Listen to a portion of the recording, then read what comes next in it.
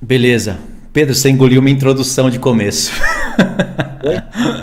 Você engoliu a minha introdução do começo. O Igor deu uma introduçãozinha, você era para dar uma introduçãozinha, eu uma introduçãozinha pra Ah, gente. Mas foi beleza. não. Não tem problema. É porque a gente tinha combinado para passar a palavra pro Igor, para ele dar um início. Enquanto o Igor falava, eu iria buscar os textos que você pediu para eu contextualizar agora. Porque eu tenho na mente, né? Eu posso falar tudo aqui na mente para os irmãos. Mas tem texto que tem que ser lido. Eu posso também apenas citar as referências, mas hoje os únicos textos que eu não busquei, que não deu tempo para buscar, porque foi corrido para mim o dia hoje, foi justamente os textos que o Pedro pediu para eu abordar agora, né? Então vocês viram como é que vai estar a terra. A terra ela vai estar totalmente devastada e Deus não vai abalar só a terra, também os céus ele vai abalar. Jesus disse que os elementos do céu serão abalados. Não é a palavra elementos, né? Qual é a palavra que ele usa mesmo em Mateus 24? Os poderes do céu, né? Poderes do céu. Os poderes do céu serão abalados e serão abalados por ele mesmo. Então, precisa haver uma restauração. O novo céu e a nova terra que nós vamos presenciar agora vai ser um novo céu e uma nova terra de restauração pela parte do Senhor e com nossa colaboração. Então a introdução que eu ia dar no comecinho é essa. Eu já vou dar uma introduçãozinha pequena. Não vou falar o que o Pedro pediu para falar agora, mas na próxima eu falo. E eu vou passar para o Igor. O Igor hoje entrou em contato comigo pela manhã e ele trouxe um argumento que é um argumento muito bom também. Nessa questão de restauração dos céus e da terra e um novo céu e uma nova terra. Geralmente as pessoas quando leem 2 Pedro capítulo 3, quando Pedro diz que os céus e a terra que agora há serão destruídos, destruídos pelo fogo. Tem até pessoas que entendem que vai ser tudo destruído. Tudo mesmo, que essa terra aqui vai virar a prisão de Satanás. Você vai ver, ou já deve ter visto, se não viu ainda vai ver pessoas pregando isso. Mas não é isso que Pedro tem na mente. Aí Pedro diz lá, mas nós, segundo a sua promessa, esperamos novos céus e nova terra. Aí é baseado no livro de Isaías que ele está falando, não no livro de Apocalipse. O livro de Apocalipse está confirmando o que os apóstolos estão falando. Então, quando Pedro falou, ele falou baseado no livro de Isaías, e aí as pessoas pegam a referência de Pedro, vão para Isaías e cruzam direto com Apocalipse 21. Como se, na mente de Pedro, os novos céus e a nova terra que ele disse é justamente o de Apocalipse 21. E não é, pulou etapas aí. E Pedro sabia disso. Na carta de Pedro, você vai ver que ele escreveu aquela carta, aquela segunda carta, após ele já ter o entendimento das duas casas, após ele ter lido as cartas de Paulo. Então Pedro estava falando ali especificamente do sexto dia, do sétimo dia e do oitavo dia. O sexto dia é quando ele fala do dia do Senhor, que os céus e a terra vão ser destruídos, né? Não totalmente destruídos, mas as obras que nelas há serão queimadas, ele fala. E é verdade. Nos profetas tem textos que vai ter terremoto, vai abalar tudo, muitas nações vão ser destruídas pelo fogo, mas os profetas não falam da destruição da terra num todo. Claro que não. Ela com Pedro lá. Ah, com Pedro, pensei que fosse ó. Então, aí, logo após Pedro ter falado isso, que é referente ao sexto milênio, que nós conhecemos como sexto milênio, ele fala que todavia para nós um dia é como 1000 anos como um dia. Que aí se entende que é o milênio, que Pedro conhecia. E ele termina a sua carta falando de um dia eterno. Esse dia eterno foi justamente tirado do oitavo dia da festa dos tabernáculos, que não é a festa dos tabernáculos. A festa dos tabernáculos é uma festa de 7 dias. Ela acaba no dia 21 e depois Deus faz uma chamada para um oitavo dia, que seria o dia 22, mas Deus chama de oitavo dia, que é conhecido como um dia eterno. Levando isso para a criação, a gente sabe que esse oitavo dia só pode ser depois do sétimo dia, no qual Deus descansou. Então, Pedro conhecia tudo isso, só que aí as pessoas confundem. E eu mesmo já fiquei muito tempo confundido. Mas como você viu Pedro falar, a gente estuda a palavra, a gente sabe que vai ter os céus e a terra agora restaurados, no qual a Nova Jerusalém jamais pode descer no início do milênio, e depois vai vir um novo céu e uma nova terra, aonde o homem não tem participação nisso. O próprio Pai vai fazer isso com o seu poder e vai ser algo onde a morte será aniquilada para sempre. Para sempre. Então, irmãos, você tem a liberdade de acreditar que a Nova Jerusalém vai vir agora, vai descer sobre a terra, quando ela descer, praticamente ela vai engolir muitas promessas de Deus, as quais não podem ser cumpridas se ela descer agora. Você tem a liberdade de acreditar nisso.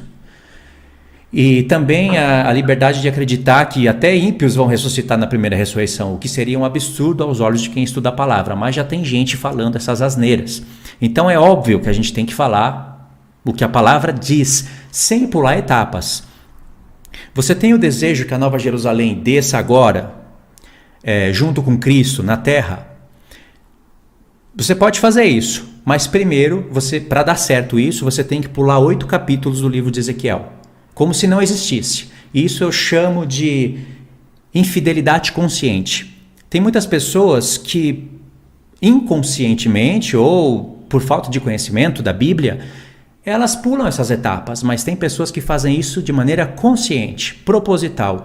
Elas pegam 8 capítulos de Ezequiel, do 40 ao 48, onde mostra um reino milenar na terra, em Jerusalém, com promessas para sacerdotes rebaixados, sacerdotes que vão suar, que não podem cortar o cabelo demais, que não pode deixar crescer demais, que tem que se casar e se dar em casamento, que tem que fazer sacrifício, que tem um templo. Aí eles pulam todas essas leis simétricas, nas quais não podem deixar de existir, finge que não existe e pega textos aleatórios no livro do profeta Isaías e cruza com Ezequiel.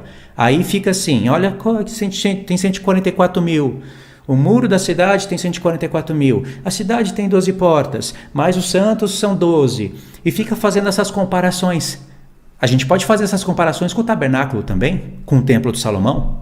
É óbvio que a Nova Jerusalém vai ter comparações com os santos, porque a Nova Jerusalém é uma cidade edificada, pensada na esposa. Ela não é a esposa. Deus não vai casar com muros de ouro. Ele vai casar com homens. Mas ele fez aquela cidade antes da fundação do mundo. Ela já está pronta. Em Isaías, irmãos, não fala lá que... em Isaías, justamente Isaías do capítulo 60 ao 62, que tem reflexos com a Nova Jerusalém, frases exatas, diz que estrangeiros edificarão o seu muro. Isso não pode se cumprir na Nova Jerusalém, porque nenhum estrangeiro vai edificar as muralhas literais da Nova Jerusalém. Até agora, porque, né, Luiz, a Nova Jerusalém, quem é o arquiteto é Deus, não é o homem. É ele que constrói. Aliás, já está construída. Já está construída. Irmãos, imagine, era um mistério. Nem os anjos sabiam o porquê daquelas coisas. Os anjos não sabiam. Por que uma cidade quadrada, com 12 portas, com fundamentos, por que daquilo?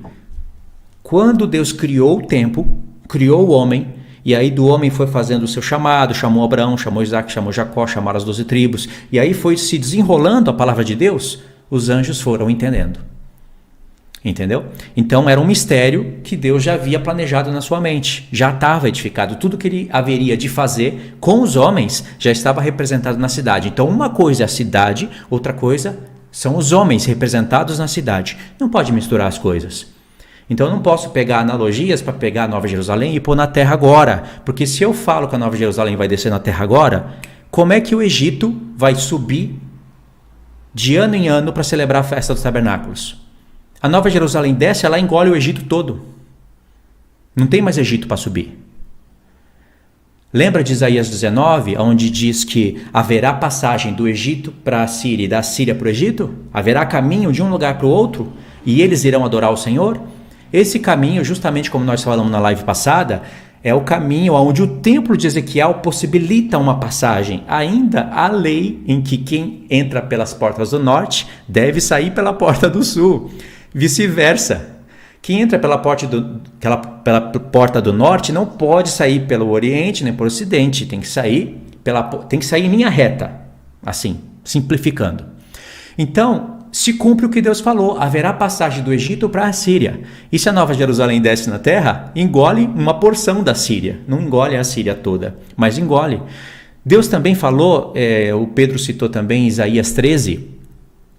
E em Isaías 13, eu vou ler aqui uns textos para vocês depois, numa outra fala, e vocês vão ver que quando a Babilônia cair, não haverá mais moradores lá. E agora tem moradores lá, no Iraque, no atual Iraque. O atual Iraque é a antiga Babilônia. O norte do Iraque, aonde está Nínive. A antiga Nínive, que hoje é a atual Mossul, está lá no norte do Iraque. Então, isso daí é geografia, vocês podem confirmar. Se a Nova Jerusalém descer do céu, ela pega a Babilônia toda. E aí, se pegar a Babilônia toda, não se cumpre o que Deus falou em Isaías 13, que quando ela caísse, lá iria crescer matos, espinhos, iria morar corujas, alguns animais iriam morar por lá. Como vai se cumprir isso, sendo que isso estaria dentro da Nova Jerusalém? Fora as promessas de repartições de terra. Deus prometeu repartir as terras em Ezequiel 47, aonde as nações vão fazer parte das tribos, e isso não vai poder fazer. Não vai poder se cumprir, ou seja, eu não estou jogando apenas 8 capítulos consecutivos do livro de Ezequiel fora. Eu estou jogando, se você for somar tudo, de 25 a 30 capítulos da Bíblia. Vamos ler o Novo Testamento tirando 30 capítulos do Novo Testamento? Vamos ler o Novo Testamento sem Efésios, Colossenses e Gálatas? O que a gente faz? A gente prega o que a gente quiser. Se a gente pular capítulos, fingir que não existe. Se eu quiser ser fiel ao que eu estou falando, pelo menos eu vou ter que dar um parecer em Ezequiel do 40 ao 48, para depois eu chegar na Nova Jerusalém.